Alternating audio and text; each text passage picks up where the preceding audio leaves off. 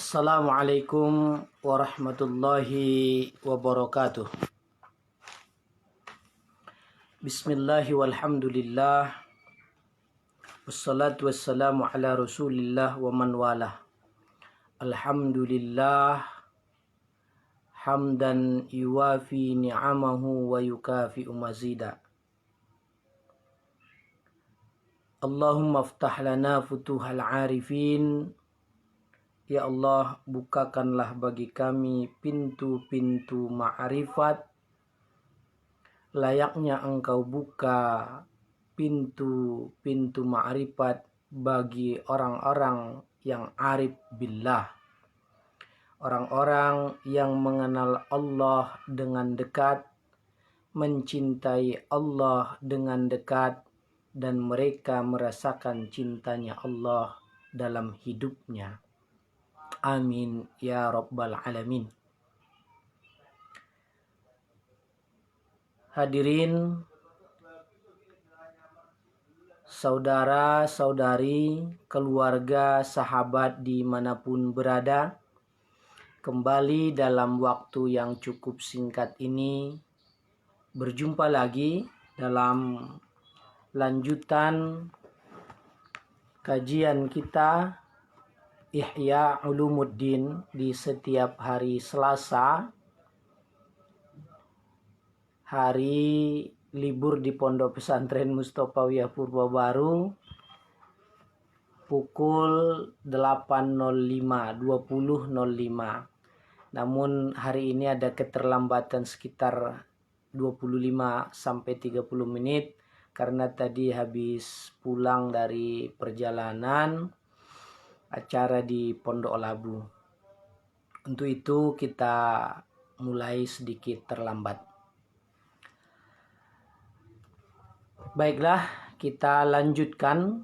Insya Allah di pertemuan ini kita akan membaca Rubu'ul Ibadat. Jadi rangkaian Ihya Ulumuddin yang terdiri dari 4 jilid itu, Rubu'ul Ibadat, itu kita akan baca di setiap hari Selasa malam Rebu. Menjelaskan tentang cara beribadah, menghamba kepada Allah dengan segala rahasia-rahasia yang terkandung di dalamnya.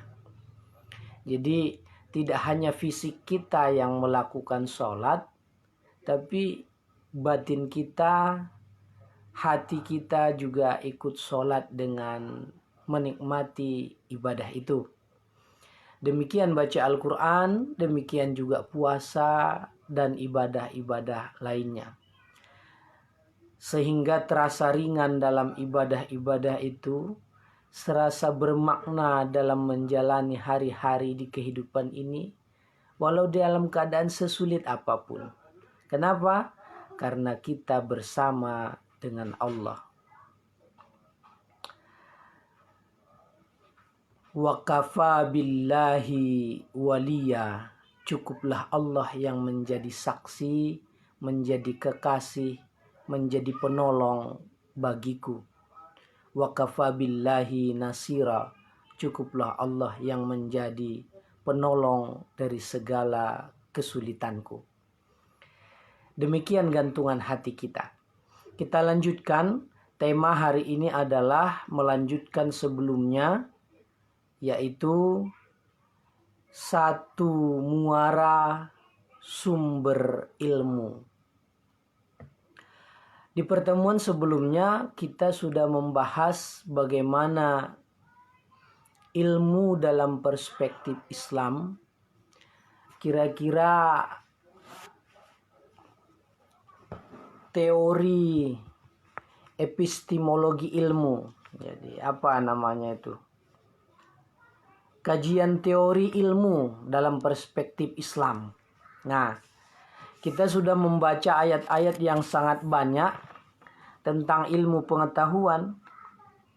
Nah, mulai dari ayat yang kita baca, syahidallahu annahu la ilaha illa huwa. Allah menjadi saksi bahwa tidak ada Tuhan kecuali Allah, kecuali Dia. Wal malaikatu, kemudian yang kedua menyaksikan itu adalah malaikat. wa ulul ilmi qa'iman bil qisti. Baru yang ketiga adalah ahli ilmu yang berdiri tegak di depan garis kebenaran. Di antara ayat-ayat lain yang sangat populer kita tahu di Quran surat Al-Mujadilah ayat yang ke-11 itu. Yarfa'illahu alladhina amanu minkum walladhina utul ilma darajat. Allah akan memuliakan derajat orang-orang yang beriman, memuliakan derajat orang-orang yang berilmu sampai dengan beberapa derajat. Apa maksudnya itu? Kemuliaan hidup itu akan dapat dirasakan, ketenangan hidup itu akan dapat dinikmati, rezeki yang serba cukup itu akan lebih bermakna. Sekalipun tidak banyak, terlebih apalagi banyak kan. Rezeki kita ini kan yang dibutuhkan sesungguhnya need not I want. Kebutuhan bukan sekedar keinginan. Rezeki kita ini kan sebetulnya pas-pasan saja. Pas mau beli rumah ada duitnya. Pas mau beli baju baru ada duitnya. Pas mau beli motor ada duitnya. Pas mau pulang kampung ada duitnya. Pas mau belanja ada duitnya. Jadi artinya rasa syukur kita yang lebih besar lah dalam mensikapi nikmat-nikmat yang kita punya. Bagaimana supaya bisa seperti itu? Nah, kata kuncinya adalah ilmu yang kita tahu, pengetahuan yang kita pelajari, keahlian apapun yang kita miliki, baik dia seorang pedagang, baik dia ilmunya seorang profesional, atau ilmunya seorang guru, atau bahkan ilmu bagi setiap ayah dan ibu yang menjadi teladan dan sekolah pertama bagi pendidikan anak-anaknya. Al-ummu madrasatul ula litarbiyati waladiha. Jadi ibu disebut ummun di situ karena perannya lebih besar. Ibu itu mengandung, ibu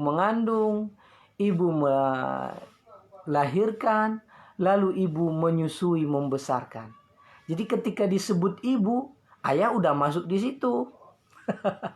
Jadi kita bapak-bapak ini tidak boleh berlepas tangan menganggap bahwa wah itu yang disebut ibu, udah maknya aja dah gitu. Nggak bisa, nggak boleh. Al-ummu madrasatul ula litarbiyati waladiha. Menterjemahnya, orang tua adalah sekolah utama bagi pendidikan anak-anaknya. Lah, gimana tuh Ustadz katanya? Nah, di momen COVID ini baru terasa bener. Ibu ngajarin anaknya, apalagi yang SD, kayak anak-anak saya kan, Amir, anak usia TK. Nah, benar. Nah, jadi sebelum anak kita itu berada pada jenjang pendidikan dari TK atau bahkan kelas bermain, KB, kelas bermain, playgroup, TK, tingkat kanak-kanak, SD, dan seterusnya, maka dasar yang paling utama itu adalah pendidikan yang dibuat oleh orang tuanya di rumah. Baik, agar itu bermakna dan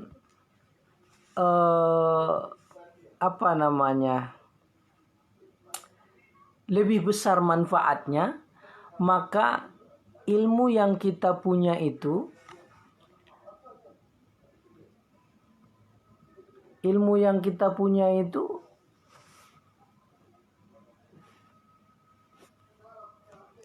kita sandarkan kepada yang maha memiliki ilmu. Nah, di sinilah di dalam Ihya ini, di jilid 1 ini, setelah kita membaca ayat-ayat Al-Quran itu, maka sekarang kita sampai pada bacaan hadis-hadis yang menjelaskan tentang epistemologi ilmu itu. Atau kajian teori dalam ilmu. Dari tema ini kita akan mengerti bahwa satu muara sumber ilmu ya Allah Subhanahu wa taala. Sepintar apapun dia, secanggih apapun dia, apakah dia muslim atau tidak muslim, apakah dia beriman atau tidak beriman, ya katakanlah contoh-contoh yang sekarang kita lihat Bill Gates misalnya, atau Mark Zuckerberg misalnya. Nah, maka mereka yang di luar Islam sekalipun, hakikatnya ilmu itu adalah satu sumbernya, yaitu dari Allah Subhanahu wa taala. Kok bisa begitu? Ya, Allah menciptakan, menitipkan ilmu pengetahuan, ilmu ekonomi misalnya, kepada orang-orang yang belajar ekonomi, sehingga dia menjadi ekonom yang unggul. Allah menitipkan ilmu pengetahuan bidang hukum misalnya, kepada orang-orang yang belajar tentang ilmu hukum, sehingga dia menjadi ahli hukum. Karena hukum kausalitas itu kan berlaku, hukum sebab akibat. Nah, orang yang belajar dengan tekun, tentu dia akan lebih baik, lebih pintar. Maka di tema ini, kita ingin kualitas hidup umat Islam itu lebih bermartabat. Kita ingin kualitas ilmu manusia Indonesia itu lebih bagus, maka perbaikilah kualitas ilmunya, kualitas belajarnya. Sehingga kita akan menyadari dan kita akan sandarkan ilmu yang kita miliki ini adalah titipan Allah. Mari kita lihat hadis-hadisnya. Wa ammal akhbaru faqala Rasulullah sallallahu alaihi wasallam. Adapun hadis-hadis yang menjelaskan tentang ilmu itu, Rasulullah bersabda. Hadis yang pertama. Man yuridillahu bihi khairan yufaqqihu fid din wa yulhimuhu rushdahu. Siapapun manusia yang dikehendaki Allah memiliki hidup yang baik, yufaqqihu fid din, Allah berikan dia kepahaman tentang agama, tentang dinul Islam, wa yulhimuhu rushdahu, dan Allah berikan dia ilham pengetahuan tentang kecerdasan yang ia punya. Jadi Allah yang menggerakkan itu. Artinya apa? Jika kualitas hidup kita ini dikehendaki Allah baik, maka Allah akan mudahkan kita ringan dalam belajar, ringan dalam beribadah. Nah, tapi unsur kemauannya ya harus dari diri manusia itu. Karena manusia ini kan Allah sudah bekali dengan potensi-potensi yang banyak. Misalnya potensi akal untuk berpikir, Allah berikan potensi tangan, Allah berikan potensi panca indera, dan seterusnya. Nah, manusia itulah yang menggunakan dan memanfaatkan itu. Nah, hadis riwayat itu muttafaqun alaih, hadis riwayat Bukhari Muslim. Min hadisin Muawiyah, dari jalur hadis sahabat Nabi Muawiyah. Duna qawlihi wa yulhimuhu rushdahu wa hazi ziyadatu 'inda Tabrani fil Kabir. Jadi kalau hadis Bukhari itu tidak pakai lafaz wa yulhimuhu rushdahu. Hanya sampai pada man yuridillahu bihi khairan yufaqqihu fiddin. Titik.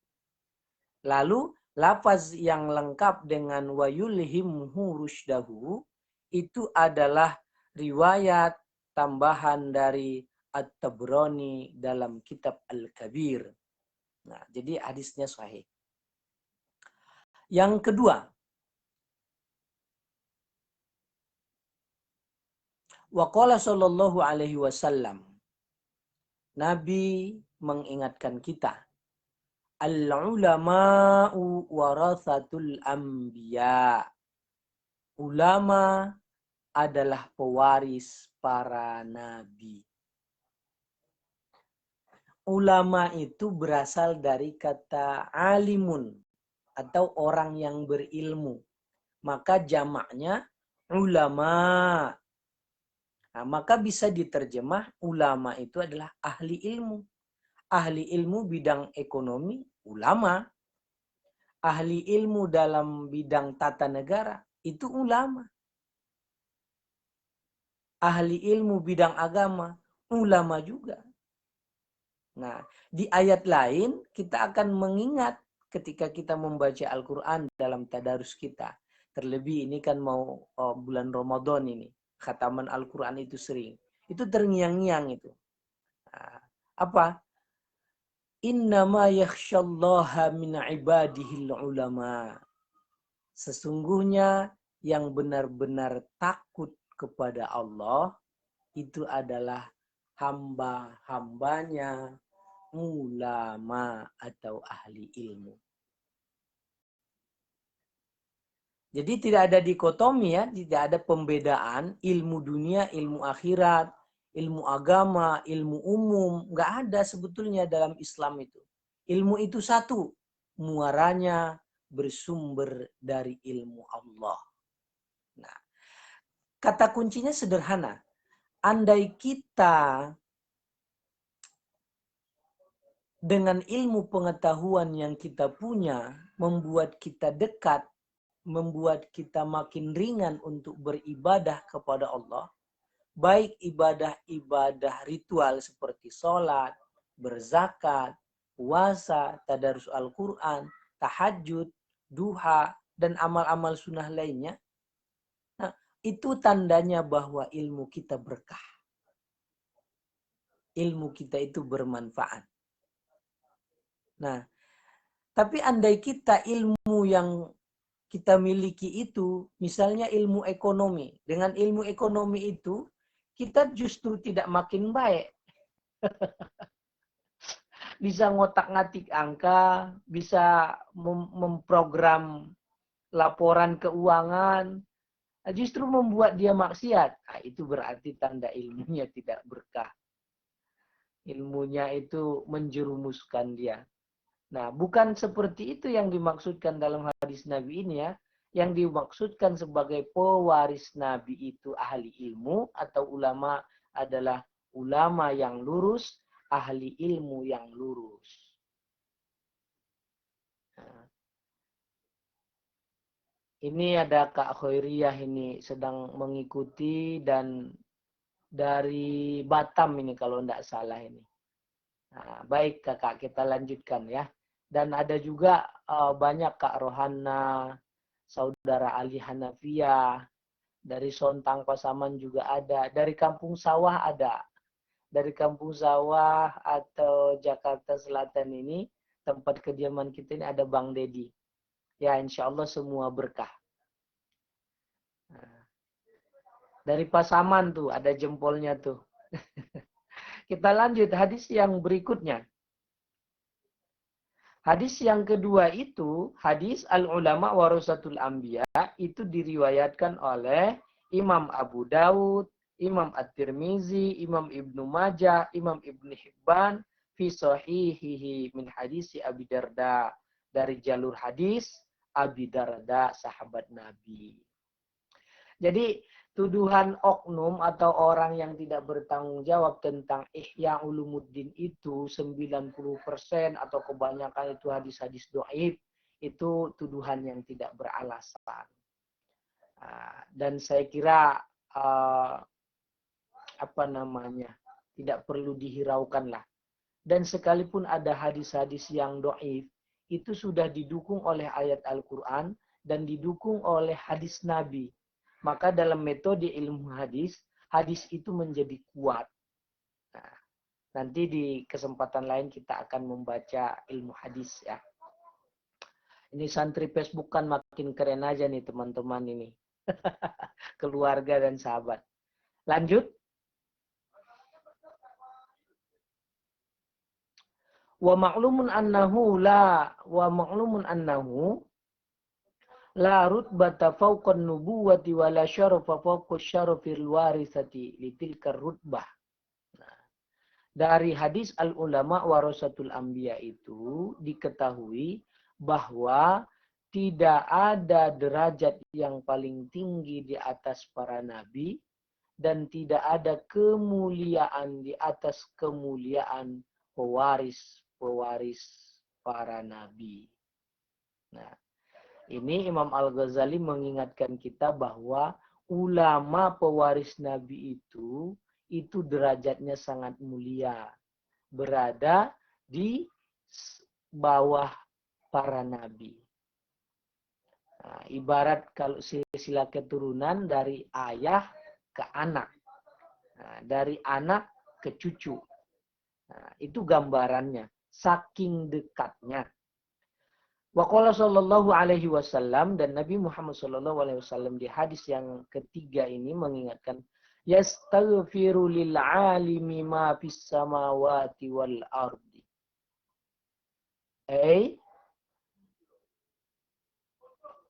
Wa ayyu mansabin yazidu ala mansabin man tashtagilu malaikatus samawati wal ardi bil istighfari lahu fahuwa mashgulun bi nafsihi wa hum mashguluna bil istighfari lahu. Wah, ini luar biasa ini. Hadis yang ketiga ini, yastaghfiru lil alimi, orang yang berilmu, orang yang belajar ilmu, orang yang ahli ilmu, yastaghfiru lil alimi ma fis samawati wal ard. Seluruh isi langit dan bumi memohonkan ampun kepada Allah untuk orang yang berilmu.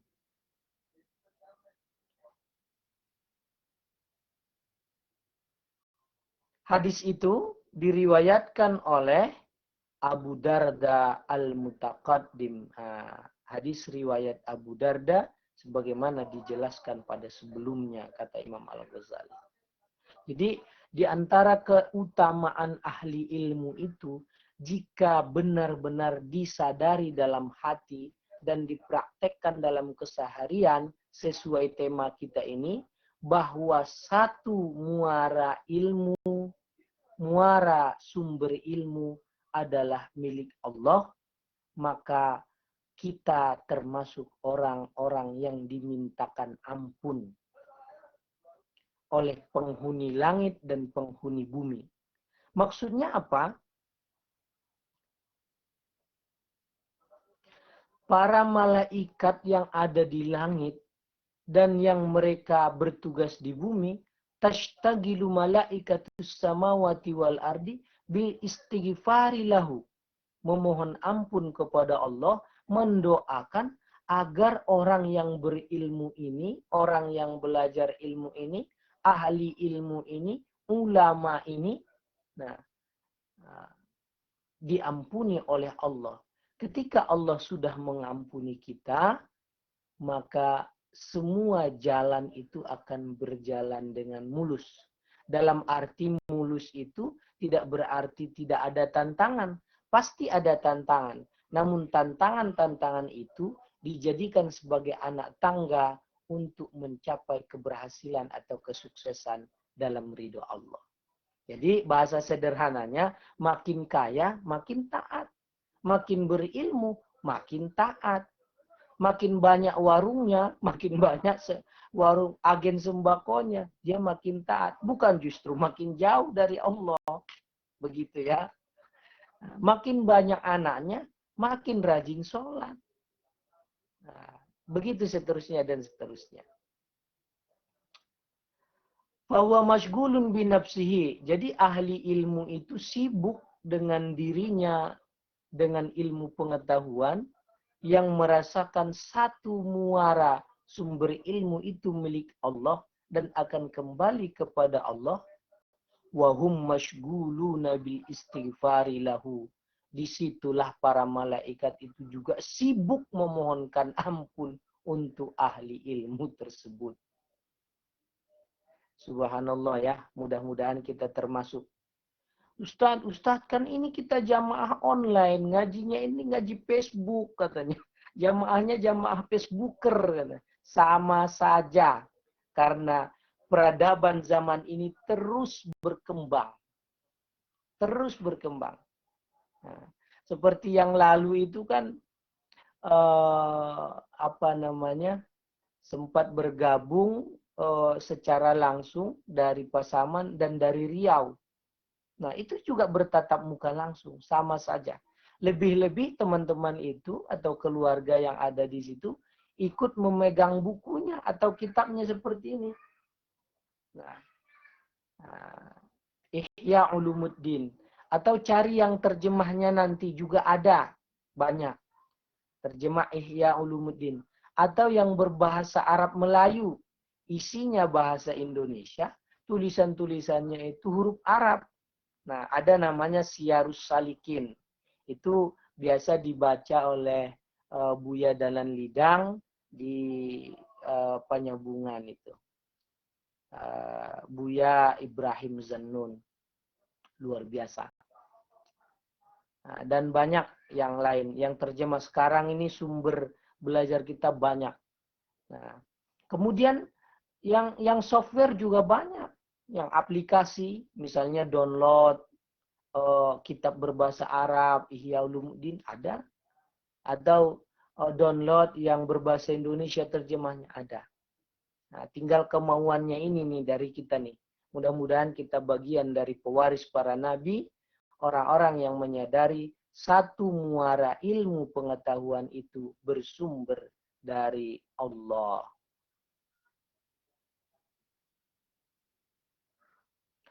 Ada satu hadis lagi sebagai penutup di hadis yang keempat ini. Qala sallallahu alaihi wasallam, innal hikmata tazidus syarifa. Sesungguhnya hikmah akan menambah kemuliaan. Tazidus syarifa syarafan wa tarfa'ul mamluku hatta yudriku madarikul muluk. Nah, ini hadis yang keempat ini. Hadis yang keempat diriwayatkan oleh Abu Nuaim fil Hilyah, Ibnu Abdul Barri fil Bayanil Ilmi, dan Abdul Ghani Al-Azdi fi Adabil Muhaddis min hadisin Anas bi isnadin dhaif. Nah, dari hadis dari Anas. Artinya apa? Sesungguhnya hikmah atau ilmu tazidus syarifa syarafan. Jadi kalau orang yang berilmu itu dia akan bertambah mulia hidupnya. Mulia di dalam hati, mulia dalam kehidupannya, mulia dalam sosial masyarakatnya. Wa tarfa'ul mamluku hatta yudrikul madarikul mamluk.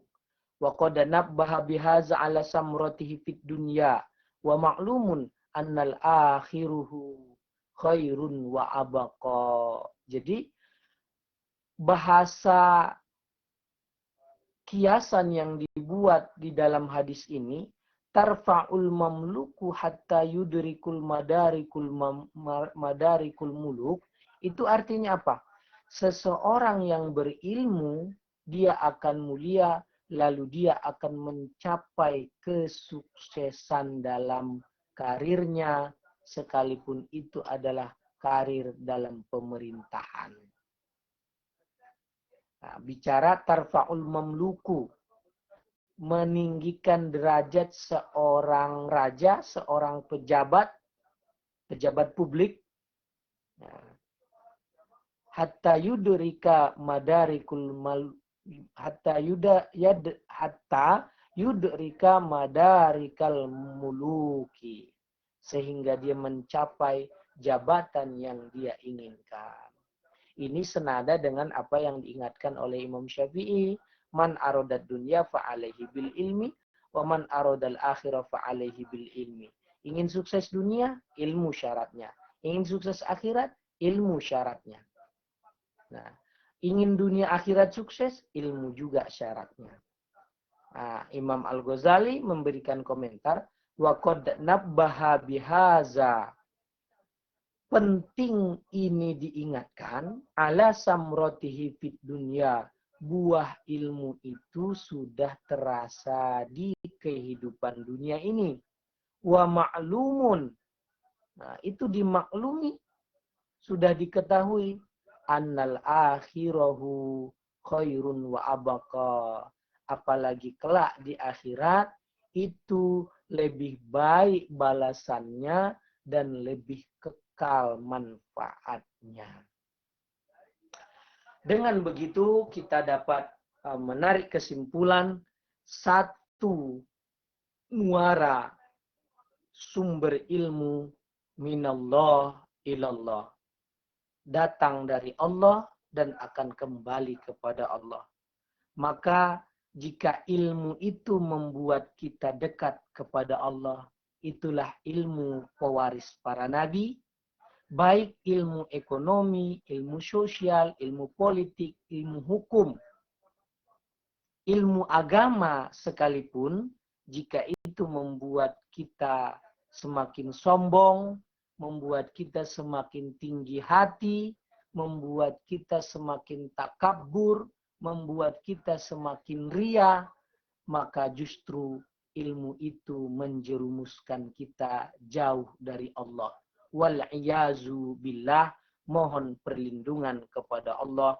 Mudah-mudahan dengan ingatan-ingatan yang disampaikan oleh Imam Al-Ghazali dari esensi ilmu, dari hakikat ilmu, membuat kita semakin dekat, semakin nyaman dalam sholat-sholat kita, bacaan-bacaan sholat, gerakan-gerakan sholat, dan semua bacaan-bacaan Al-Quran kita juga semakin menenteramkan dengan memahami makna-maknanya.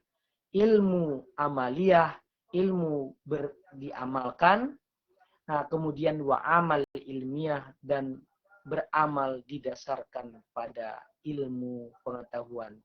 Satu muara sumber ilmu dari Allah dan kita kembalikan kepada Allah. Billahi taufiq wal hidayah. Wallahu muwaffiq ila aqwamit thoriq. Terima kasih atas perhatian. Mohon maaf atas kekurangan. Insya Allah akan kita lanjutkan pada pertemuan-pertemuan berikutnya. Mudah-mudahan bermanfaat. Assalamualaikum warahmatullahi wabarakatuh.